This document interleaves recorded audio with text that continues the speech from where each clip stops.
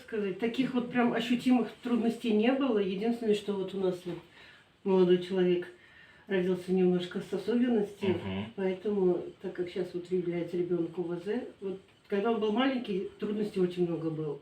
Вот он у нас из-за того, что как бы со здоровьем не в порядке, нигде не может, в основном у нас художественное слово во всех конкурсах участвует, где есть, и во всех семинарах он участвует.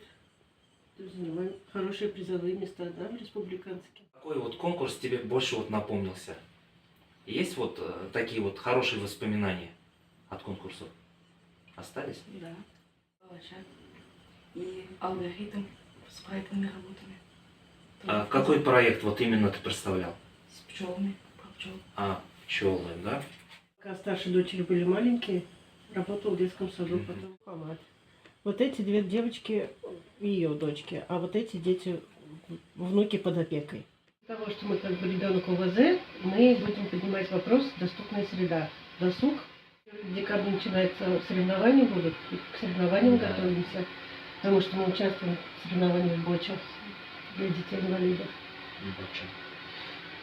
Мухаммад, вот тебе сейчас сколько лет? 12. 12 лет, да? А Бочи вот ты когда начал заниматься? 2 года назад.